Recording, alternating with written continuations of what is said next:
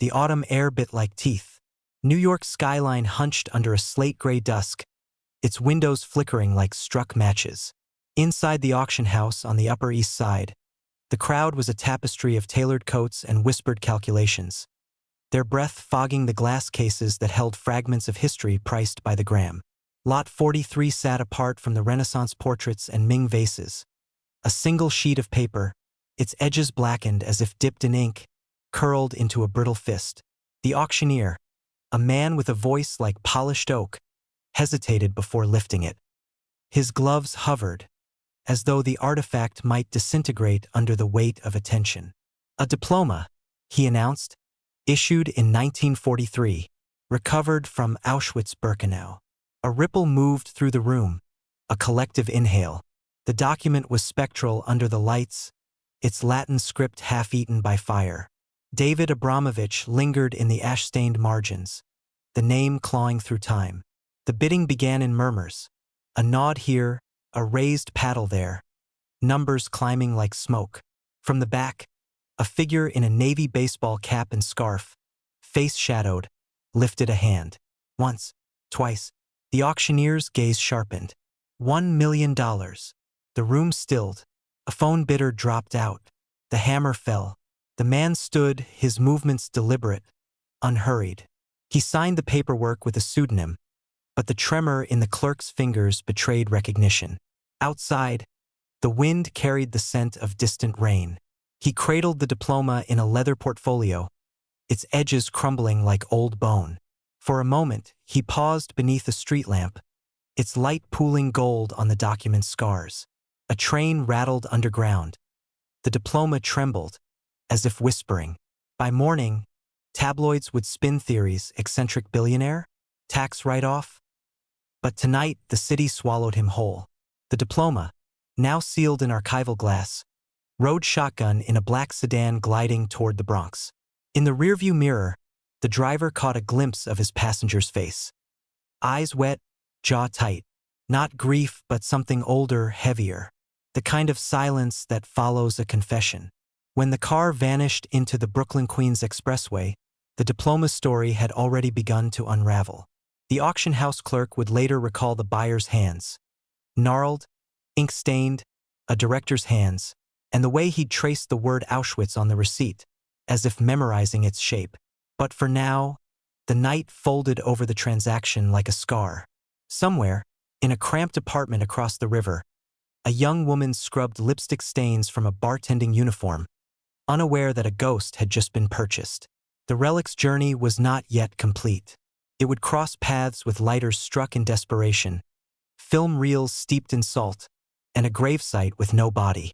But tonight, it rested on a mahogany desk in a penthouse overlooking Central Park, its burns glowing faintly in the dark.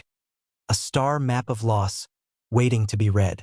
Warsaw in 1938 was a city of whispers. Cobblestones gleamed like wet coal under winter skies, and the Vistula River carried the weight of unspoken fears beneath its frozen surface. In a cramped attic near Noah Lipke Street, David Abramowicz bent over a notebook, his breath curling into the air like phantom equations.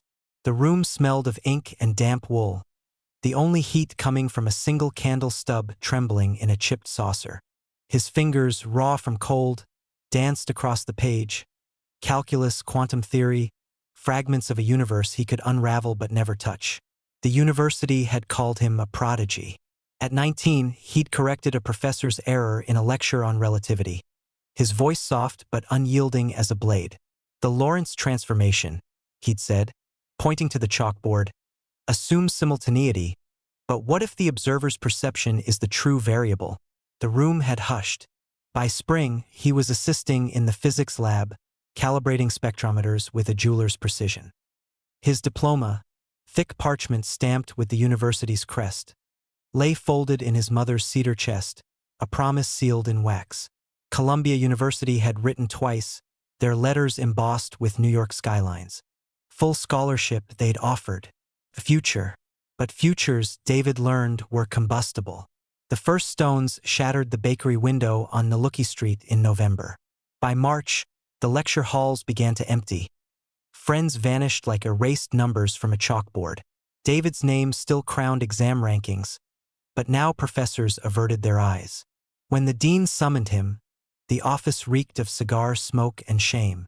The man's fingers drummed a telegram from the Ministry of Education. "Effective immediately," he said, sliding David's diploma across the desk. The parchment, once pristine, now bore a crimson stamp. Revoked. Outside, snow fell in gauzy sheets.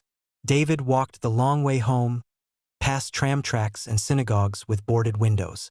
His mother, sewing by the stove, didn't ask about the diploma. She simply lifted the cedar chest lid and said, "Put it here, for safekeeping." But safety was a myth now. The chest became a coffin for dreams. His father's pocket watch, his sister's poetry, the Columbia letters. By 1941, the attic's candle burned later. David traded textbooks for bread, equations for smuggling routes. The ghetto walls rose like teeth, biting the sky. He taught children in back rooms, their faces smudged with hunger, chalk scrawling Schrodinger's wave function on a stolen plank. "Imagine," he whispered, "particles existing in two places at once." A girl with braids asked, "Like us? Here and there?" She pointed beyond the wall. David's throat tightened. The night the SS came, he was translating Heisenberg into Yiddish. Boots pounded the stairs. His mother thrust the cedar chest into his arms. "Take it, go!" But the diploma slipped loose, fluttering like a wounded moth. A soldier's laugh. A match. The parchment caught fire first, its edges curling into black petals. David lunged, but a rifle cracked his ribs. As the flames consumed Columbia's crest, he memorized the burn's path. Across his name, through the Latin honors, into the void. Auschwitz smelled of iron and candied rot. In Barak 8, men traded rumors like currency. David's hands, once deft with microscopes, shoveled coal into furnaces. At night, he scratched numbers into frost, Fermat's theorem, Euler's formula, until a capo erased them with a boot. "Think you're still a professor?" the man sneered. David said nothing. The numbers lived in his marrow now. When the children came, transports from Hungary, Greece, eyes wide as shattered lenses, he gathered them near the stove. Their breath mingled with ash as he whispered of atoms and infinity. "Every equation is a story," he said, tracing integrals in soot. "And stories don't burn." One boy, cheeks hollowed by hunger, asked, "What's your story?" David fed the furnace another coal. "It ends here," he said. "Yours doesn't." The diplomas remained surfaced weeks later. A guard, rifling through confiscated junk, tossed the charred fragment into Barak 8 stove. David watched it catch, a final spark, and thought of his mother's hands folding it into the chest. For safekeeping. The fire gnawed the parchment to dust, but not before he seared its image into memory. David Abramowicz, unbound by borders, dissolving into smoke. Somewhere beyond the wires, snow fell on New York. Somewhere, a granddaughter he'd never meet would scrub lipstick from a uniform, her laptop humming with half-edited reels. But here, now, the stove glowed like a dying star. David closed his eyes and recited Maxwell's equations, the numbers rising, luminous, into the dark. Brooklyn in December was a creature of grit and neon.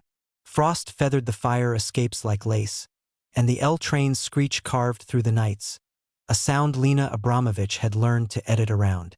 Her apartment was a third-floor walk-up above a bodega that never slept, its fluorescent sign bleeding through her curtains, staining her walls the color of a bruise.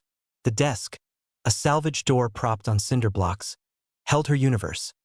A laptop humming like a trapped moth, external drives nested in a spaghetti tangle of cables, and a chipped mug labeled World's Best Grandma that held pencils sharpened to surgical points.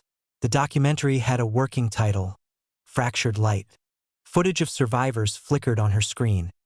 Wrinkled hands tracing numbers, eyes that still flinched at the sound of sirens. Lena's own hands, chapped from dollar store hand sanitizer, moved between keyboard and espresso shots gone cold. Her grandfather's face watched from the laptop wallpaper, a scanned photo from 1937. David stood in a Warsaw courtyard, his smile a half-moon under a newsboy cap, equations chalked on a blackboard behind him. The image was pixelated, fractured by decades and poor resolution, as if memory itself were a low-bitrate file. By day, she emailed grants committees and film foundations her subject line, urgent, preservation of testimonies. By night, she mixed old fashions at the Rusty Nail, a dive bar where off-duty cops and failed actors dissected their regrets. The tips were better if she smiled, so she practiced in the restroom mirror, lips upturned, eyes vacant. A performance. Her mother had done the same, stitching wedding gowns in a queen's sweatshop until her lungs filled with polyester dust. "We don't get to be tired," she'd say, coughing into her sleeve. Lena had inherited the script. The survivors' stories followed her home. Mrs. Goldstein, 94, recalling how she'd hidden in a piano crate. Mr. Weiss, his voice a graveled whisper. "They took my brother's shoes. That's what I remember. His bare feet in the snow." Lena synced their words to montages of archival footage. Ash drifting over barbed wire, a doll's porcelain face cracked in mud. But something was missing, a spine to thread the fragments. She dreamt of fire, of a diploma curling into smoke, and woke with her fists clenched. Her mother's death had been a quiet unraveling, a cough that never quite healed, a hospice bed by the window. The last thing she'd said, "Find him." No name, just a plea to the air. Lena had sold her mother's sewing machine to buy the camera. Now it sat on a shelf, its lens cap dusty. One night, after a shift, she found an envelope taped to her door. No return address. Inside, a single matchbook from a diner in Queens, its striker strip worn to nothing. Tucked beneath it, a note in block letters. "The past doesn't burn unless you let it." She tossed both into the trash, but the matchbook glowed in her dreams. The grant rejections piled up. "Lacks commercial viability," one read. "Consider a more uplifting angle," suggested another. Lena began stealing hours from sleep, editing in the blue dark, her screen's glare etching itself into her retinas. She drank her coffee black, her toast charred, as if the bitterness could anchor her. Then the email. It arrived at 3:17 a.m., the subject line blank. A link to a digitized archive. Prisoner records from Auschwitz, scanned in haphazard Cyrillic. Lena scrolled, her pulse a drum roll, until she found it. Abramowicz, David. D.O.B. December 5, 1919. Profession, physicist. Physicist. The typo gutted her. She zoomed in. The form was smudged, half-rotted, but his name survived, a stubborn root breaking through concrete. Below, a footnote. Diploma confiscated November 1943. Disposed. Lena shut her eyes. The bodega's sign flickered, casting red shadows. When she reopened them, the cursor blinked mockingly. She dragged David's photo into the timeline, overlaying it with the survivor testimonials. His face dissolved into Mrs. Goldstein's, then Mr. Weiss's, a genealogy of loss. The film's missing spine, she realized, wasn't a story. It was an inheritance. At dawn, she walked to the East River, her laptop heavy in her bag. The water churned, gray-green and restless. She thought of David's diploma burning, its ashes lost to European winds. Of her mother's hands, needle-pricked and trembling. Of the matchbook, its useless striker. A tugboat's horn echoed. Lena opened her laptop, selected the clip of Mr. Weiss, and dragged it into the trash. Then, with a breath that tasted of exhaust and frozen coffee, she restored it. The documentary would be a pyre. Let it burn. Back home, she typed a new title card. Fractured Light and Inheritance. The cursor pulsed, a heartbeat.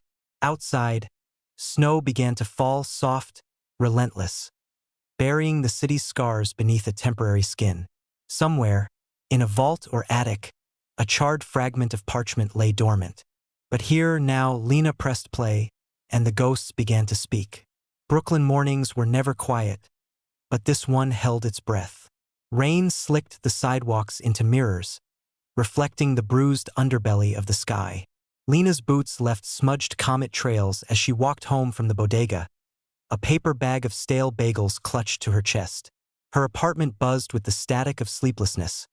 Half-empty coffee cups fossilized on the desk, a tangle of charger cords snaking across the floor like roots. She'd just slumped into her chair when the knock came. 3 precise raps, the sound of a man who'd rehearsed this moment in his head. Through the peephole, he looked ordinary. Baseball cap pulled low, a trench coat frayed at the cuffs. But his posture betrayed him. Shoulders squared like a soldier's, hands loose but ready. Lena opened the door a crack, the chain taut. "Miss Abramowicz." His voice was gravel wrapped in velvet, a rumble that made her think of old film reels. "I have something that belongs to you." He didn't wait for permission. The envelope he slid through the gap was thick, yellowed at the edges. Inside, nestled in tissue paper, lay a rectangle of glass. Beneath it, a burnt scrap of parchment, its Latin script clawing through carbonized flesh. David Abramowicz. Her grandfather's name, a relic reduced to embers. The room tilted. Lena gripped the doorframe, her lungs squeezing. When she looked up, the man had removed his hat. Recognition struck like a match. The hawkish nose, the eyes that had stared down dinosaurs and extraterrestrial wonder. Spielberg stood in her hallway, rain glistening in his stubble. He stepped inside without a word, scanning the apartment. His gaze lingered on the laptop wallpaper, David's pixelated grin, then flicked to the shelves crammed with VHS tapes labeled in her mother's spidered hand. Survivor testimonies, 1992 to 2003. Without asking, he sat on the edge of her couch, the springs groaning. "They told me it was destroyed," Lena managed. Her fingers hovered above the glass, afraid to touch. Spielberg leaned forward, elbows on knees. "The Nazis kept records of everything, even their failures." He spoke slowly, each word a stone dropped into silence. "This was in a storage locker near Dachau. Auction houses have tasteless clients." A moth battered the lampshade. Lena traced the diploma's burns, imagining David's hands folding it into that cedar chest. Her mother's voice echoed. "Find him." "Why me?" He didn't flinch. "Because you're holding a camera to the dark." From his coat, he withdrew another envelope, crisp, embossed with the DreamWorks logo. Inside, a check with enough zeros to liquefy her knees. The Spielberg Fellowship for Human Rights film, the memo line read. Below, a handwritten note. "Finish the fire." Lena's throat tightened. She thought of grant rejections, of bartenders who'd leered, "Smile, sweetheart." Of her mother's coffin lowered into Queen's soil. "I don't want charity." "It's not." His jaw flexed, a tell she'd seen in a dozen director commentaries. "I'm buying a ticket. Front row to whatever hell you're about to unleash." He stood, buttoning his coat. At the door, he paused. "They tried to erase him. Don't let them." Rain sheeted the windows after he left. Lena placed the diploma beside her laptop, its glass catching the blue glare of her screen. David's face flickered in the wallpaper, his chalkboard equations bleeding into survivor testimonials. She zoomed in on the diploma's burns, each charred curve a roadmap. That night, she didn't sleep. She dragged footage of Mrs. Goldstein into the timeline, syncing her trembling voice to a close-up of the diploma. "We carried nothing," the woman said, "but what they couldn't burn." Lena layered in David's story, the attic equations, the stolen chalkboard, the children who'd memorized theorems like prayers. The film contorted, reshaped itself. No longer a eulogy, but a rebellion. At dawn, she booked a flight to Krakow. Spielberg's check cleared the next morning. The Rusty Nails manager cursed when she quit, but Lena barely heard. She packed her camera, the diploma sealed in a fireproof case, and her mother's old sewing kit. A thimble, a spool of black thread, totems of another unfinished journey. On the JFK tarmac, she opened the matchbook from the mysterious envelope. The striker sparked on the third try. She held the flame to the plane's window, watching it dance against the storm clouds. The past doesn't burn unless you let it. Somewhere over the Atlantic, she dreamed of David. Not the photo, but the man, coal dust in his hair, frost etching his breath as he whispered equations to children. When she woke, her cheeks were salt-stained, the diploma's case warm against her chest. The fire had begun. Poland in February was a clenched fist. Snowdrifts buried the train tracks between Krakow and Auschwitz, and the pine forests creaked under their own weight, branches sagging like broken spines. Lena's breath fogged the rental car's windshield as she navigated the icy roads, the diploma's fireproof case wedged in the passenger seat. Spielberg's check had bought her a DSLR, a skeleton crew, and 3 weeks at a pension run by a widow who spoke only in proverbs. "Snow covers scars," she'd said, handing Lena the keys. "But frost finds the cracks." The survivors' meeting was held in a church basement reeking of mothballs and boiled cabbage. 8 faces turned to her, wrinkled, wary. A man in a woolen vest clutched a faded Star of David. A woman with clouded eyes hummed a lullaby Lena half recognized. When she projected David's photo onto a bedsheet tacked to the wall, the room stilled. "My grandfather," Lena said. The Polish felt clumsy on her tongue, her mother's ghost guiding each syllable. "He died here. I think he taught children physics." The woman stopped humming. The man in the vest stood, his cane tapping the linoleum. "Pan professor," he rasped. "From Barak 8. His name was Jakub. 92. Fingers knotted from decades in a textile factory. He led her to a bench beneath a crucifix, his voice sandpapered by time. "Your grandfather, he made us think in equations. Said numbers were louder than guns." Jakub's hands sketched shapes in the air, a parabola, a sine wave. "The night before the selection, he gathered us near the stove, told us light bends around mass. Remember that," he said. "Gravity can't kill light." Lena's camera rolled, capturing the tremor in Jakub's chin, the way his throat convulsed around unshed tears. Outside, wind screamed through the pines. The next morning, she filmed at Auschwitz. The camp sprawled under a steel sky, its watchtower skeletal. Her boots crunched over gravel frozen into jagged teeth. The diploma's case grew heavier with each step. At Barak 8, now a museum diorama of rotting bunks, she placed the case on the floor. The crew lingered at the door, their breath visible. "Leave," she said. Alone, she opened the case. The diploma glowed under her phone's flashlight. David Abramowicz, his name a scar on the parchment. From her bag, she withdrew a replica, printed on aged paper, Columbia's crest painstakingly forged. A prop, a stand-in for the act she couldn't undo. Her hands shook. She struck a match. The flame hesitated, then caught. Fire devoured the replica's edges, blackening the Latin honors, the inked signatures. Lena held it aloft, the heat kissing her fingertips, and thought of David's hands feeding coal into a stove. Of Jakub's voice, "Gravity can't kill light." The camera, propped on a tripod, captured it all. The diploma curling into itself, embers flaking like dying stars. Ash swirled in the Barak's draft, settling on her lashes, her lips. She let it burn until the flame nipped her thumb, then dropped the remains into a tin can. The film's climax, a daughter's pyre for a father she never knew. That night, back at the pension, Lena edited the footage. The burning diploma filled the screen, its collapse synced to Jakub's testimony. "He made us feel human," the old man whispered. Even there, she layered in equations David's attic scribbles, animated to dance around the flame. Schrodinger's wave function superimposed over the ash. The widow knocked, bringing pierogi and a warning. "Ghosts stick to screens," she muttered, eyeing the laptop. Lena ate cold, her eyes on David's face in the corner of the frame. She wondered if he'd recognize her. The set of her jaw, her mother's stubborn brow. At dawn, she drove to the Vistula. Ice choked the river's edges, but the current churned beneath, relentless. Lena scattered the replica's ashes into the water, the wind snatching them midair. Some would reach the Baltic.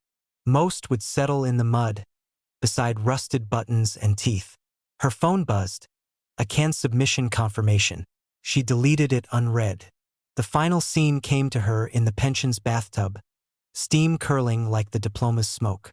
She'd filmed the river at twilight, the ash-swirled ice reflecting the camp's searchlights. A reverse baptism. Fire into water, memory into current. When she packed her gear, the widow pressed a jar of honey into her hands. "For the bitterness," she said. Lena left the fireproof case on the bed, the Real diploma inside. Let the ghosts have their relic. On the flight home, she dreamed again of David. Not the barack or the stove, but the Warsaw attic, his chalk scraping equations as snow fell beyond the window. "See," he said, pointing to the blackboard.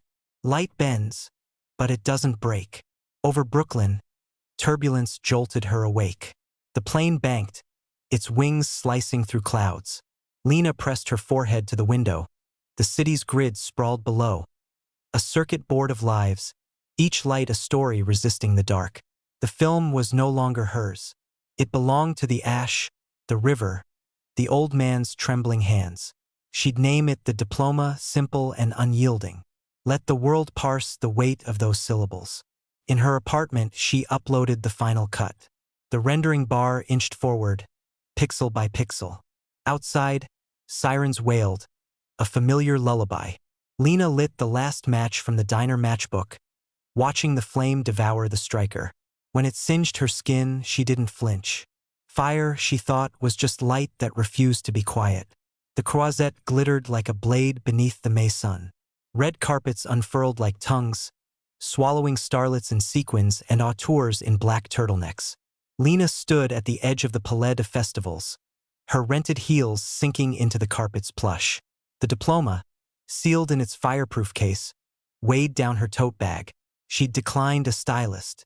Her dress, charcoal gray, sleeveless, hung loose, its hem still smelling of Brooklyn bodega dust. Inside, the theater was a cathedral of shadows. The screen loomed white and vast as a shroud. Spielberg sat 3 rows back, anonymous in a hoodie, though the woman beside him wept into a tissue before the lights dimmed. Lena's palms left damp prints on the armrests. When the projector whirred, the crowd hushed, expecting violins, a title card, a director's statement. They got fire. The diploma filled the screen, its burns magnified to canyons. Embers glowed in the blackened margins, the camera lingering on David Abramowicz until the letters blurred. Then Jakub's voice, raw as exposed wire. "He taught us that light bends but doesn't break." The scene dissolved to the Vistula, ash swirling into the current. Lena had cut her own name from the credits. The film belonged to the dead now. For 90 minutes, the theater held its breath. Survivors' faces flickered, Mrs. Goldstein's hands mimicking piano keys, Jakub tracing equations in thin air. The burning diploma reappeared, its collapse synced to archival footage of the Warsaw Ghetto in ruins. When the screen went dark, the silence was a living thing. Then, like a dam cracking, applause erupted. Not the polite patter of film festivals, but a roar that shook the chandeliers. Lena didn't stay for the Q&A. She slipped through a service exit, the Mediterranean wind clawing her dress. The after-party's bass thumped from yachts moored nearby, but she walked the shoreline, her heels dangling from one hand. The diploma's case bumped her hip with each step.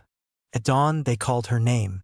The palme d'or glinted on the stage, its palm leaf sharp enough to draw blood.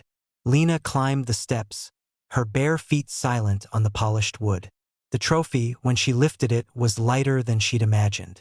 "This isn't mine," she said into the mic. The crowd murmured, cameras flashing.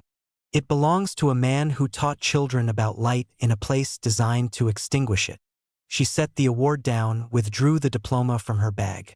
The glass caught the stage lights, refracting prisms onto the ceiling. "And to those who carried his fire." Spielberg stood in the wings, his face unreadable. When their eyes met, he nodded once, a soldier acknowledging a truce, then vanished into the shadows. 3 days later, Lena knelt in a Warsaw cemetery, her knees sinking into thawing earth. David's grave was a slab of granite, its epitaph blank. The pension widow had arranged it. "Ghosts need anchors," she'd insisted. Lena dug a shallow hole with her hands, the diploma's case cold against her chest. "I found you," she whispered. The first shovelful of dirt hit the glass with a hollow thud. A breeze stirred the birches. Somewhere, a train whistled. 2 long notes, a minor key. Lena stood, her palms gritty with soil. The sun broke through the clouds, glinting off the buried case. For a moment, the granite seemed to glow, David's name etched not in stone but light. On the flight home, she dreamed of her mother. Not the hospice bed, but younger, laughing as she sewed a wedding gown's hem. "See," she said, holding up the fabric. "Nothing's truly lost if you mend the tears." Lena woke as the plane dipped over New York. The skyline blazed, indifferent and alive. In her pocket, the matchbook from Queens finally found its use. Its last match tucked into the diploma's case, a silent promise. Back in Brooklyn, she uploaded the film to a public archive. No DRM, no paywall. Let it burn through firewalls and algorithms, a virus of memory. Comments flooded in. "My grandfather was in Barack 8 too. I'm named after a ghost. Thank you for the equations." She bought a projector, screening the diploma on her brick wall for the neighborhood. Kids from the bodega sat on milk crates, their faces gold in the flicker. When the diploma burned on screen, a boy whispered, "Why'd they let the fire win?" Lena pointed to Yakub's final line, glowing in the static. It didn't. The film played on loop, night after night, its light staining the alley until dawn. Some said it was a shrine, others a rebellion. Lena knew it was simply a thread, one of millions, weaving a story too vast to extinguish. In his Malibu study, Spielberg framed the check's carbon copy. Not a tax write-off, but a receipt. Outside, the Pacific churned, relentless. He typed an email, "What next?" but deleted it. Some fires needed no fanning. The diploma remained buried, its glass casing frosted by time. But on quiet nights, when the subway's rumble faded, Lena could swear she heard chalk scraping slate, numbers dancing just beyond the light's edge. A grandfather's lesson, a granddaughter's reply. The world moved on. But in a Brooklyn alley, beneath a pixelated star screen of David's grin, the equations lingered, unbent, unbroken, alive.